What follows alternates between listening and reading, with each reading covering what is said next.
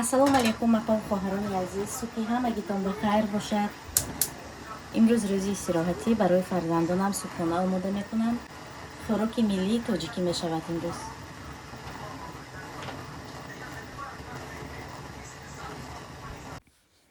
тамошобинони гиромӣ, апаву хоҳарони азиз, занҳои хонашин, донишҷӯён, барои шумо ширкати Атомиро тавсия медиҳам.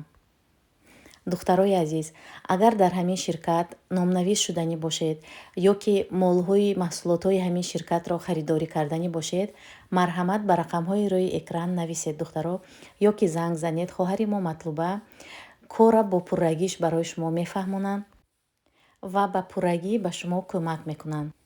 духтарони гиромӣ, вақте ки шаҳрвандони Тоҷикистон номнавис мешаванд, бояд ҳатман аз рӯи шиносномашон номнавис шаванд. вақте ки шиносноматона мепурсанд, шумо хавотир нашавед. программаи Атомӣ аз рӯи шиноснома регистратсия мекунад, яъне номнавис мекунад. хоҳарони гиромӣ, ин ҷо бошад то омода шудани субҳона ман ба якчанд комментария мехоҳам равшанӣ орам.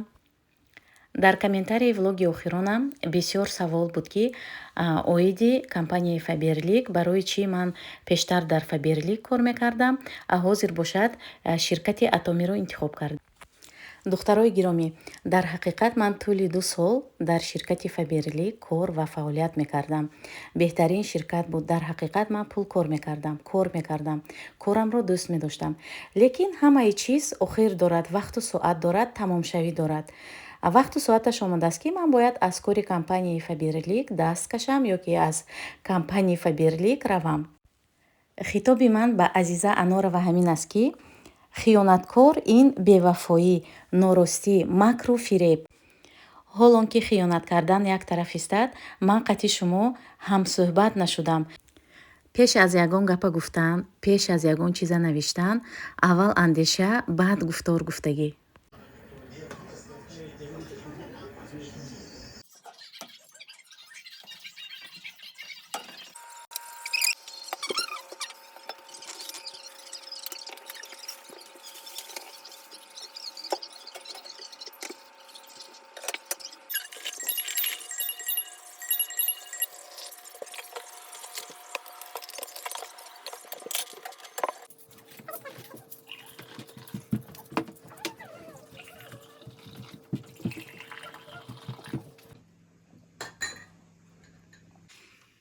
Это какая каша? Каша Хабиба? Хасанджон, это что? Хабиба. Ино ҳамашон мухлиси Хабиб Нурмагомедов. Ты хочешь стать таким, как Хабиб? Давай пей кашу. Надо пить его просто. Просто как колу ты пьешь, вот так пей. Хорошо? Лёня молодец, духтаро. Ин Лёня бинет, ин алакай ҳамашахӯр. бачаи вай хӯрок интихоб намекунад. Всеядный, гуфти Русоки. Умничка, с хорошим аппетитом. Кушай. Налить тебе еще? Нет?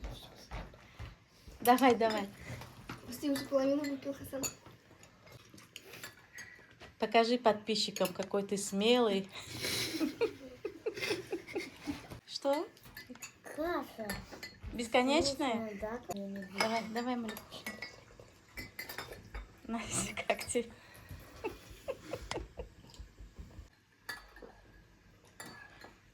Кашу тоже давай.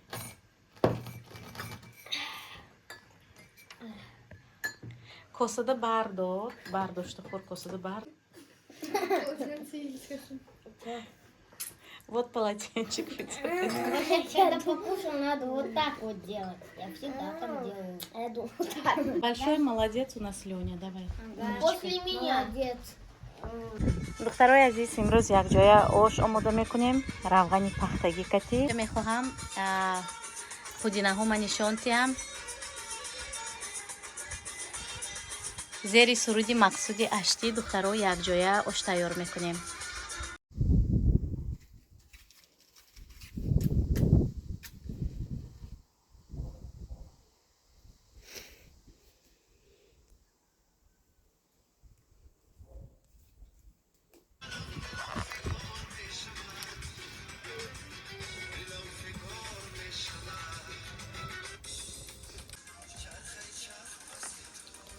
Мама, покажи.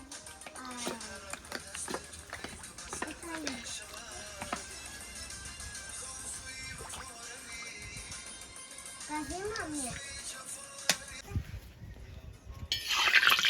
دخترها از سبب اون که روغن پختگی یعنی خیلی داغ کردن در کار پیاز اول میپختیم، پیاز سیاه میکنیم و بعدا گوشت ilova میکنیم.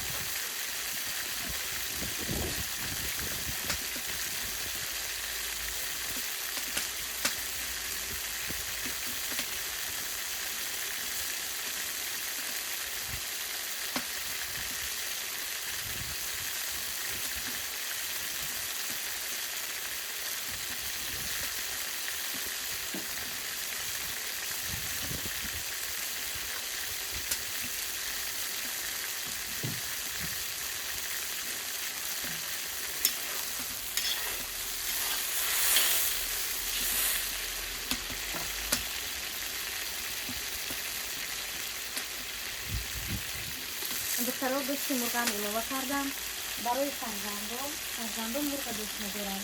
بسیار همین وقتی که اوست تیار میکنم من مرغ ilova میکنم. من برای فرزنده یا یه فرزنده خردسالم همین میشن که ملیکا لیزا نمیخورن گوشت مرغ بسیار میخورن.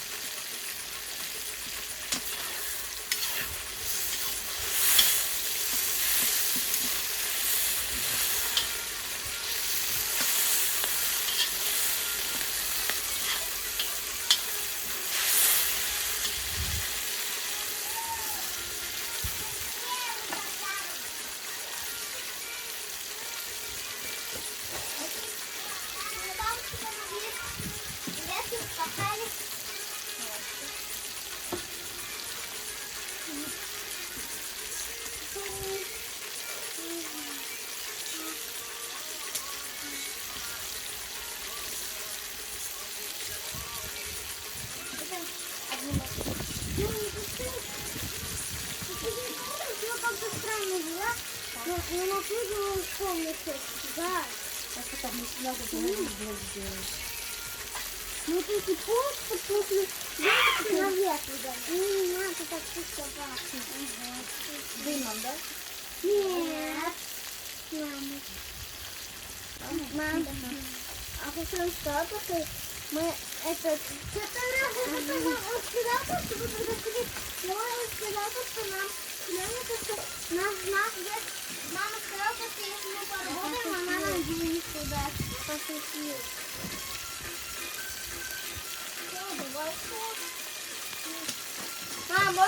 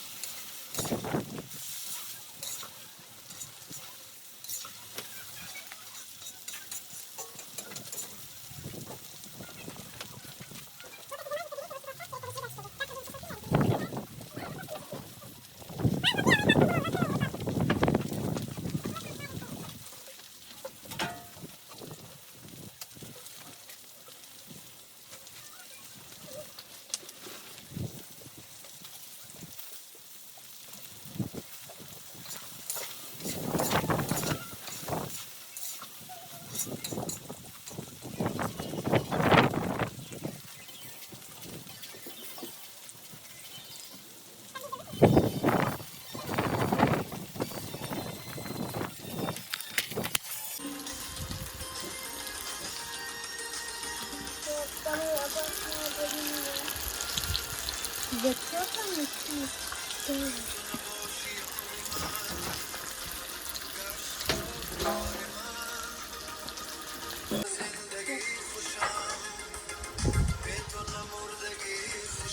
Ну, смотри, как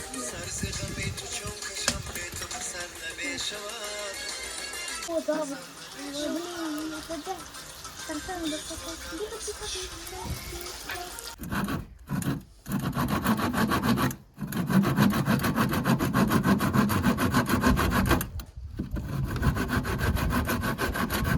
Все, мне этого хватит.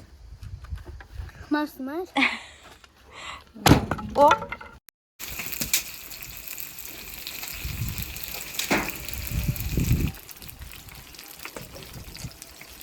Ана духтаро, ин ёрдамчиҳои ман.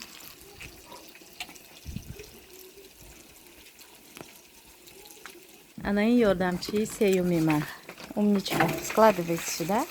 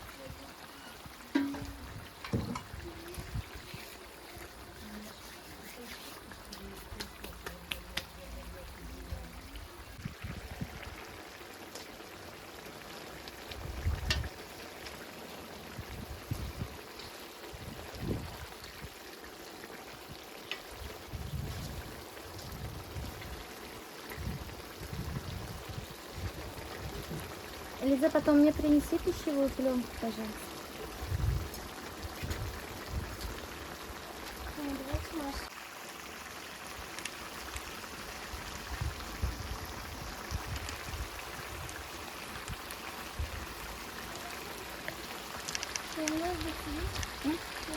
Нет, ножниц нет. Ножницы тоже дай.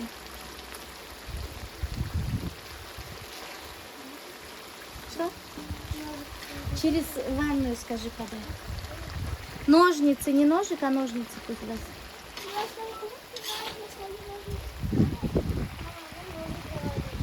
Да? Ножик? Ну ладно.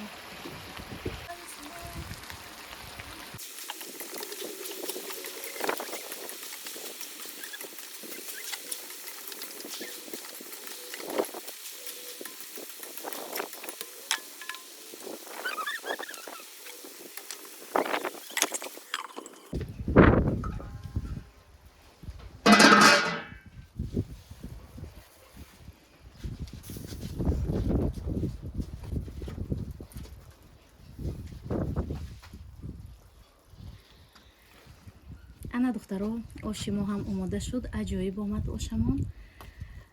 Аз рангаш маълум ба мо иштиҳои таом ба шумо нест. Агар хӯрок истеъмол карда истода бошед, ба ҳаматон барори кор муваффақият. То наворҳои оянда.